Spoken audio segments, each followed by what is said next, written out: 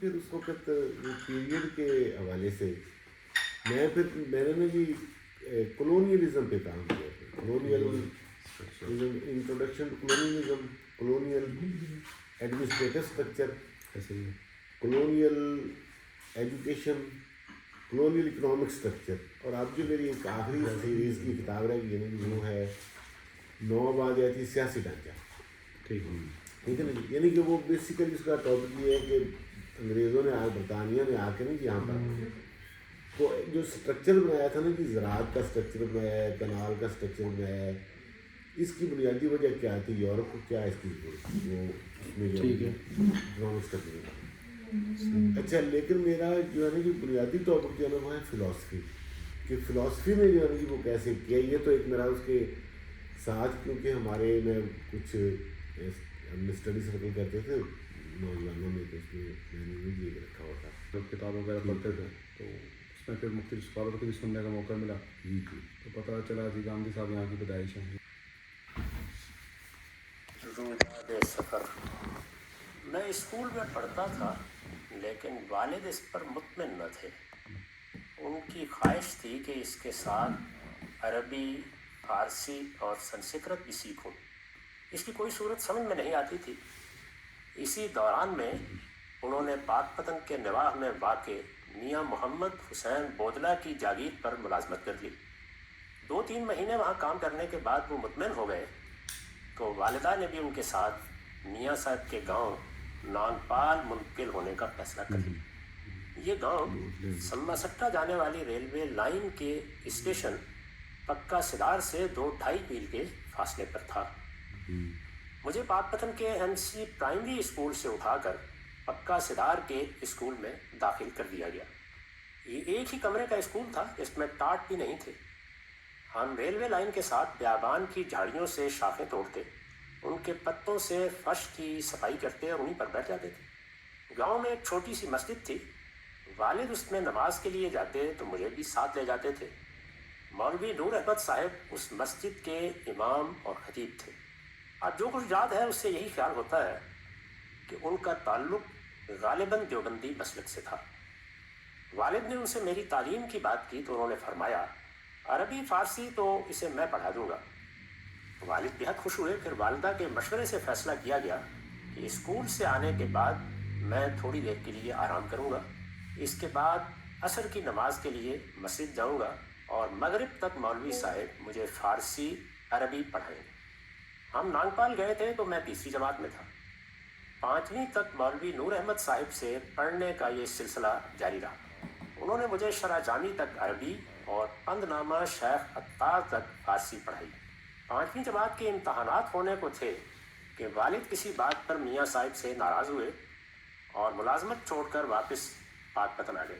مجھے بھی آنا پڑا. لہٰذا مولوی صاحب سے میری تعلیم بھی اس کے ساتھ ہی منقطع ہو گئی. تاہم شوق ختم نہیں ہوا. وہ جو کہتے ہیں کہ شوق در ہر دل کے باشد رہبر درکار نیست. میں ڈھونڈتے ڈھونڈتے خود ہی کسی استاد تک پہنچ جاتا اور اس کی رہنمائی میں درس نظامی کی کتابیں پڑھتا رہتا تھا. 9ویں جماعت تک میں نے فنون کی تمام کتابیں ختم کر لیں. اب 10ویں کا امتحان درپیش تھا, اس لیے پوری توجہ اس کی طرف مبذول ہو گئی اور عربی تعلیم کا سلسلہ ایک مرتبہ پھر ٹوٹ گیا.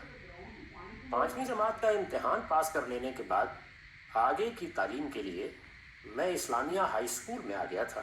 یہاں غالباً 6 یا 7ویں کے زمانے میں نصیر الدین صاحب ہمایوں سے میری ملاقات بھی.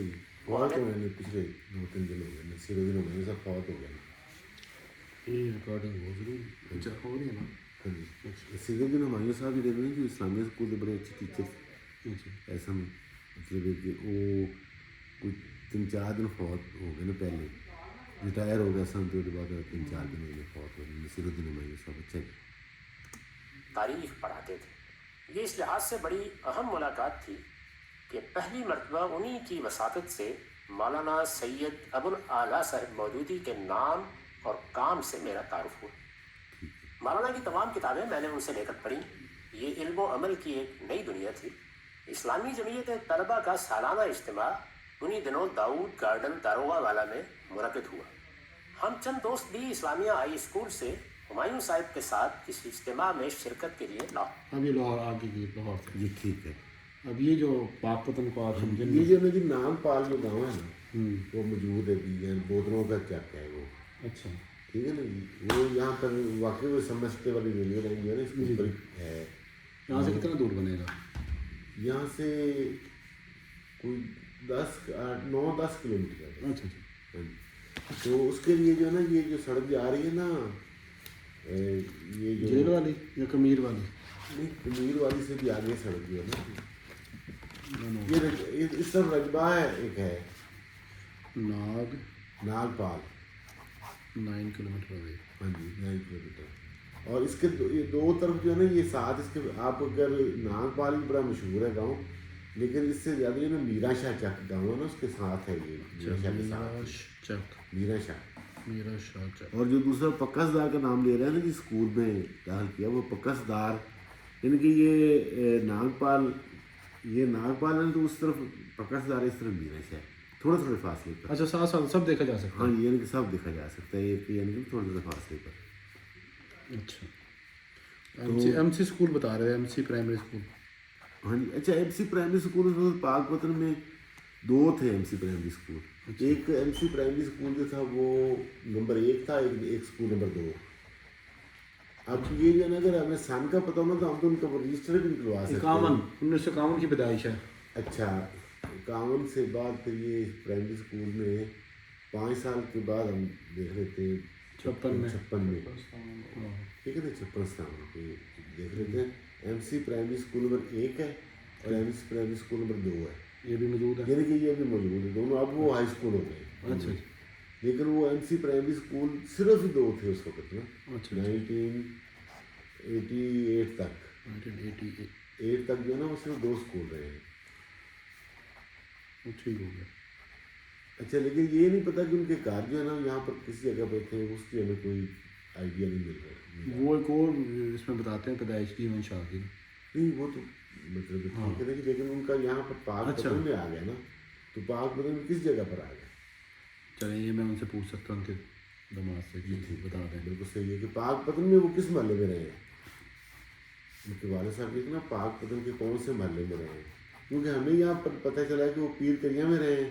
اچھا تو یعنی کہ وہ بتا دے گا کیا کہ کس طرح میں پتہ کر لیتا ہوں. ابھی تو امریکہ میں صبح ہونے والی ہو گئی امریکہ میں رہتے. اچھا مطلب یہ ہمارے پاس ہے یہ میں ابھی علاقے دیکھ کے آؤں. ہاں جی. اچھا انہوں نے بودلے کا کی نام سی تھوڑا گانی بخش بودلا فقیر بودلے ਨਾਲ ਹੈ ਅਗਰ ਉੱਥੇ ਜਾਣਗੇ ਆਪਾਂ ਫਕੀਰ ਨਾਲ ਗਨ ਬਖਸ਼ ਦਾ ਭਾਈ ਛੋਟਾ ਹਾਂ ਹਾਂ ਫਕੀਰ ਬੋਦਲੇ ਨਾਗਪਾਲ ਦੇ ਜ਼ਿਮੀਂਦਾਰ ਨੇ. ਹਾਂ ਨਾਗਪਾਲ ਦਾ ਉਹ ਕਹਿੰਦੇ ਨਾਗਪਾਲ ਅਸੀਂ ਉੱਥੇ ਬੋਦਲਿਆਂ ਦੇ ਰਹਿ ਰਹੇ ਨਾ ਉੱਥੇ ਤੇ ਬੋਦਲਿਆਂ ਦਾ ਪਿੰਡ ਹੈ ਉਹ ਬੋਦਲਿਆਂ ਦਾ ਬੋਦਲੇ ਹਾਲੇ ਵੀ ਮੌਜੂਦ ਨੇ ਤੇ ਉਹਨਾਂ ਕੋਲ ਪਤਾ ਲੱਗ ਸਕਦਾ کہ وہ پیر جو شاہ صاحب کا نام بتا رہے تھے ہاں شاہ کون سے تھے نور نہیں میں نے جو کہتے جہاں ان کے والد صاحب ملازمت کرتے تھے. ہاں جی وہ ਬੋਦਲੇ ਨੂੰ ਪੀਰ ਕਹਿੰਦੇ ਨੇ. ہاں ہاں پیر بودلوں کو پیر اس میں کہتے ہیں. نماز کے لیے جاتے تو مجھے بھی ساتھ لے جاتے تھے اور سے اٹھا کر پکا سدار کے اوپال منتقل ہونے کا فیصلہ کر لیا.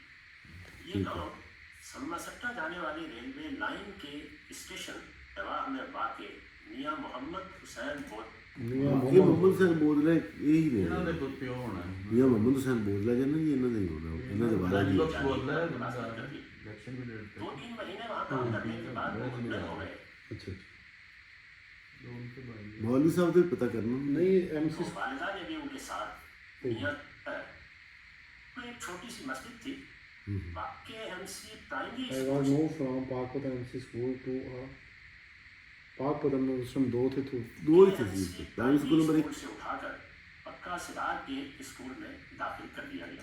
ایک جو ہے نا جی ہاں ایک تو اسکول ہے منڈی اسکول جو ہے ਮੰਡੀ ਸਕੂਲ ਅਸੀਂ ਪੜ੍ਹਦੇ ਰਹੇ ਉੱਥੇ. ہاں جی ایک وہ چوکی والا اسکول ہے چوکی نمبر 1 والا اسکول ہے جناب درگاہ بازار. ਬਾਜ਼ਾਰ. ایک اسکول نمبر 1 ہے درگاہ بازار. ਨਹੀਂ ਅਗਰ ਵੈਸੇ ਉਹ ਜਦੋਂ ਪੀਰ ਕਰੀਆਂ ਦਾ ਕਹਿੰਦੇ ਨਾ ਤਾਂ ਫਿਰ ਇਹ ਮੰਡੀ ਸਕੂਲ ਹੀ ਹੋਏਗਾ. ہاں ادھروں پیر درگاہ گئے ہیں ایم سی سے لے کے گئے انہیں وہاں پہ. اسلامی اسکول لے کے آ اسلامی گئے. اسکول مجھے بات پتن کے MC پرائمری اسکول سے اٹھا کر پکا سدار کے اسکول میں داخل کر دیا ٹھیک گیا. ہے. یہ ایک ہی کمرے کا اسکول تھا جس میں ٹاٹ بھی نہیں تھی. ہم ریلوے لائن کے ساتھ بیابان کی جھاڑیوں سے شاخیں توڑتے، ان کے پتوں سے فرش کی صفائی کرتے اور انہیں پر بیٹھ جاتے. گاؤں میں ایک چھوٹی سی مسجد تھی، والد اس میں نماز کے لیے جاتے تو مجھے بھی ساتھ لے جاتے تھے. مولوی نور احمد صاحب اس مسجد نور احمد صاحب جو ہے نا وہ بھی پتہ چل گیا کیونکہ انہوں نے اتنے چل رہے ہیں نا سارے بھی. مولوی نور احمد صاحب کا بھی وہ گانج بخش بول رہا ہی دسے گا. ان کا تعلق غالباً دیوبندی مسلک سے تھا. والد نے ان سے میری تعلیم کی بات کی تو انہوں نے فرمایا عربی فارسی تو اسے میں پڑھا دوں گا.